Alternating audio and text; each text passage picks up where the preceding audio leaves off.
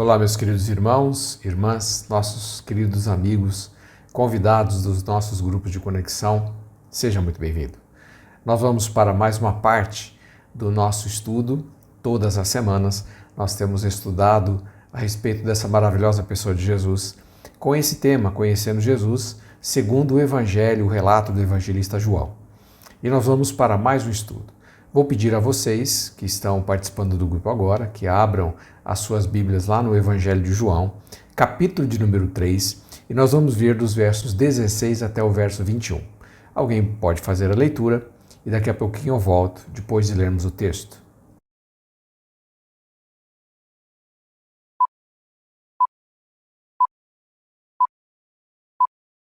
Muito bem, estamos de volta e vamos explicar um pouquinho a respeito desse texto. Nesse texto, Jesus usa uma expressão, e na verdade eu penso que o verso 16, o primeiro versículo que nós lemos agora, é o versículo que mais fala a respeito da obra de Deus.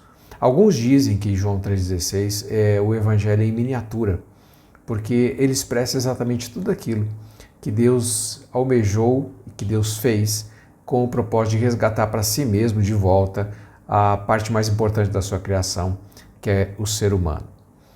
E nós queremos compartilhar um pouquinho a respeito desse versículo. Preste atenção no que esse versículo diz. Ele diz que Deus amou. O amor de Deus, e aí a palavra amar aí no grego é a palavra ágape, que é a expressão maior do amor de Deus. O amor ágape, ele é um amor que é muito diferente do amor que a gente conhece nas poesias, do amor que a gente conhece nos livros de romance, do amor que a gente conhece na música e muitas vezes do amor que a gente mesmo vivencia. O amor que a gente vivencia, e este amor que é o amor que todos conhecem, é um amor que espera retribuição. Na mesma intensidade que alguém ama, e se por algum motivo ele não se sentir amado, aquele amor se transforma em ódio, de um minuto para outro, não é verdade? Eu penso que você já tem visto isso acontecer. Mas o amor ágape, esse amor com o qual Deus nos amou, ele é incondicional, ele é intenso e ele não espera qualquer tipo de retribuição. Deus me ama e Deus te ama se você amá-lo ou se você não amá-lo. A intensidade do amor de Deus é da mesma forma. Deus nos ama porque Ele escolheu nos amar. E mesmo porque essa é a perfeita expressão do seu ser. A Bíblia diz o próprio João, lá na sua primeira carta, lá no finalzinho da Bíblia, capítulo 4, verso 8, na parte B do versículo, ele fala que Deus é amor, ou seja, faz parte da essência de Deus. Deus nos ama porque essencialmente Ele é amor. Então Deus expressou o amor de uma forma intensa para todas as pessoas. E o que Ele fez em virtude desse amor? Esse amor ágape, Ele destinou a maior intensidade deste amor em uma ação.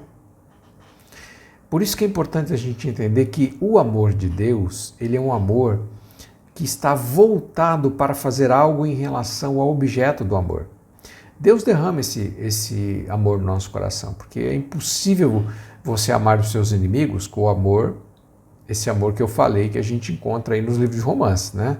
Você só vai conseguir amar aquele que não te ama com o amor que Deus coloca no seu coração, que é o ágape.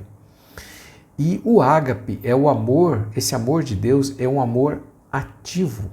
Quando ama, faz algo em relação ao objeto do amor. Por isso você vai ver que a Bíblia diz Deus amou e deu. Deus amou o mundo de tal maneira e deu.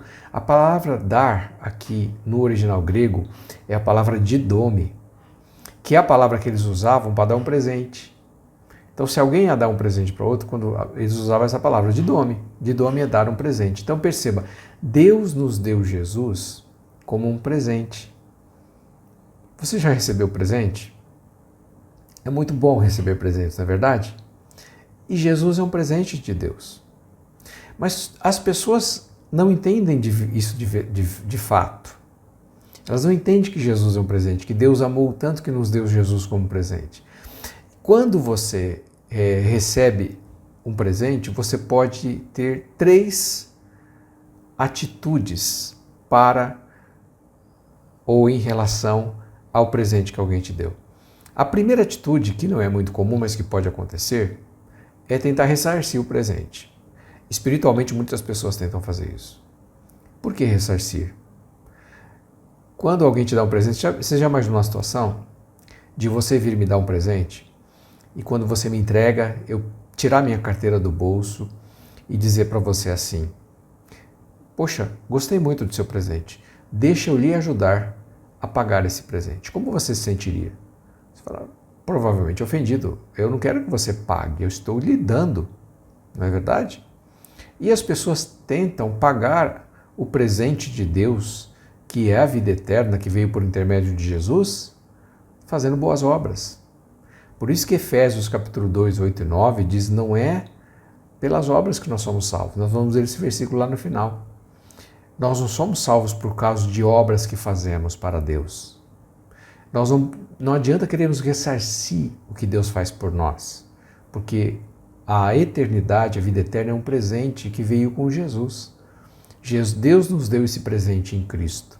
E não adianta nada, você não pode fazer, nada que você possa fazer vai ressarcir Deus. E nem tente fazer isso porque você não vai conseguir. A outra atitude que alguém pode ter diante de um presente é rejeitar o presente. Você fala assim, mas quem seria doido o suficiente de rejeitar Jesus? Mas não é uma rejeição objetiva, é subjetiva. É lógico que é evidente se eu perguntar para qualquer um de vocês aí, você aceita Jesus ou você rejeita Jesus? Se você não é bobo nem nada, você vai dizer, é evidente que eu aceito. Mas é isso mesmo? Essa aceitação objetiva que Deus está querendo dizer? Não. É uma aceitação interior. A aceitação subjetiva é aquela em que a gente aceita viver diante dos padrões que Deus estabeleceu e viver com Ele. E muitas pessoas escolhem não e decidem rejeitar a Deus, não objetivamente, subjetivamente. Se você perguntar, eu aceito. Tá, eu aceito, mas eu não quero mudar minha vida, não quero mudar meu padrão, eu não quero deixar de fazer o que eu faço. Eu aceito Deus, tudo bem, só que eu não quero cumprir a lei dele. Então essa é uma rejeição subjetiva. Eu estou rejeitando internamente, eu posso até professar com a minha boca que eu aceito, mas eu não estou vivendo com ele. Então muita gente rejeita a Deus desse jeito. E a consequência desta rejeição é a palavra pereça aí do versículo. Lembra o versículo que nós lemos? Deus amou o mundo de tal maneira que deu seu Filho unigênito para que todo aquele que nele crê não pereça. Essa palavra pereça é a palavra apolume, que era usada pelos gregos para decretar sentença de morte para alguém. Ou seja, Deus não quer que você morra eternamente. Porque se você não aceitar Jesus, você pode perceber no texto que está muito claro ali. Quem é que toma a decisão de aceitar ou rejeitar? Somos nós. Jesus diz que quem crer no Filho de Deus já está salvo. Quem não crer já está condenado. Não é Deus quem vai decidir isso, é você, sou eu. Se você e eu aceitarmos, nós teremos um destino. Mas se nós rejeitarmos, o destino já está traçado. Porque Jesus diz, o julgamento é esse. Se a gente não creu no Filho de Deus, nós já estamos condenados. Então perceba, não é Deus quem decide essas coisas. Somos eu e você. E se você decidir não reconhecer Jesus como Senhor da sua vida, você está decretando a sua própria sentença de morte eterna. E a morte eterna é a separação eterna de Deus. Só isso já é um inferno. Viver eternamente sem Ele. Portanto, pense um pouquinho nisso, nesse texto. Muitas pessoas o rejeitam. Assim como existe uma terceira realidade, uma terceira posição diante da palavra de Deus, que é aceitarmos. A palavra crer, todo aquele que nele crer, que é a palavra pisteo, no grego, crer, é uma fé que não é uma fé estática, não é simplesmente acreditar. Todo mundo acredita, mas o crer aí é uma condição dinâmica. Essa palavra no grego está no gerúndio, ou seja, a melhor tradução seria aquele que continuar crendo. Isso implica em perseverar, implica estar sempre na presença de Deus, é continuar crendo. Então não é simplesmente estaticamente dizer assim, eu creio em Deus, mas é continuar crendo em Deus. E o resultado desse continuar crendo em Deus vai ser o ter a vida eterna. A palavra ter, ali no original grego, que é a palavra shiel, quer dizer ter por direito adquirido. Você tem a vida eterna por direito adquirido. Não foi você quem adquiriu. Jesus adquiriu o direito e ele está te dando de presente, lembra? Ele adquiriu o direito através da morte na cruz de levar você para a eternidade.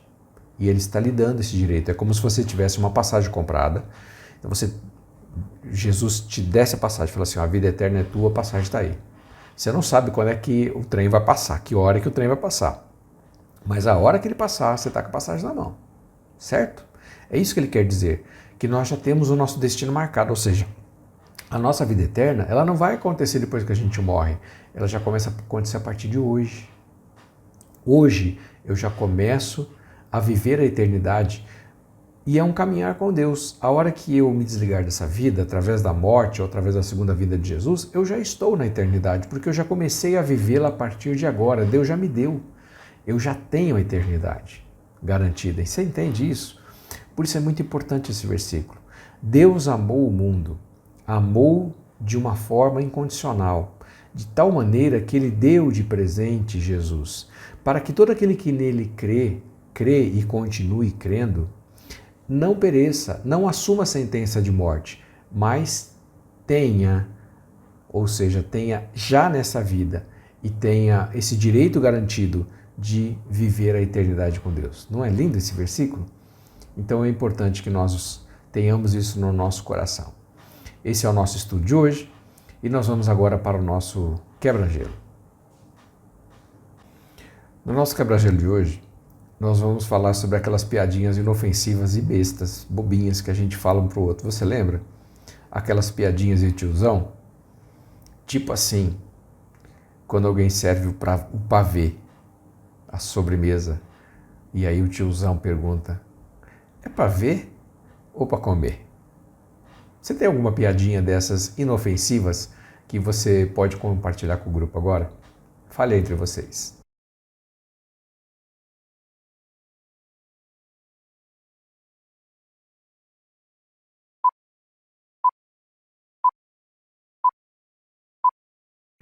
Vamos para as nossas perguntas agora. A primeira pergunta que nós vamos responder está baseada no versículo. Eu vou pedir a todos vocês que abram a Bíblia no Evangelho de João, capítulo 15, verso 13, e gostaria que você respondesse o que é que esse texto fala ao seu coração. O que você entende desse texto aí, João capítulo 15, verso 13? Vamos todos abrir e ler esse texto e a gente volta para a segunda pergunta.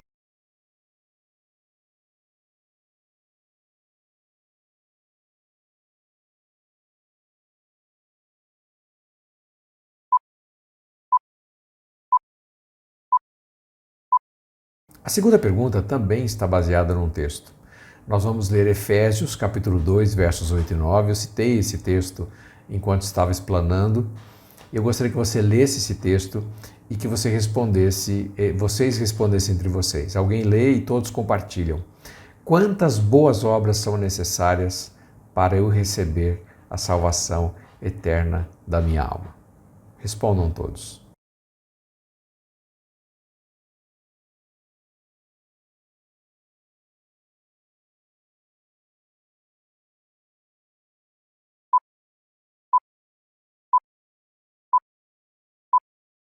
E a terceira e última pergunta do nosso estudo é esta.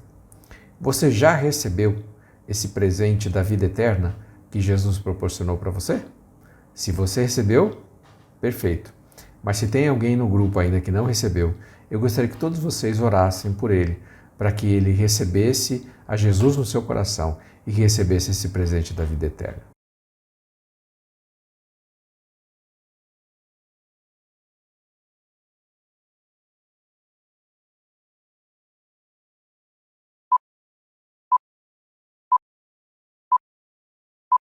Muito bem, gente. Chegamos ao final do nosso estudo. Deus abençoe você. E para você que não tem costume de vir à igreja ainda, eu gostaria de te conhecer. Venha participar conosco no nosso culto. Deus te abençoe, em nome de Jesus.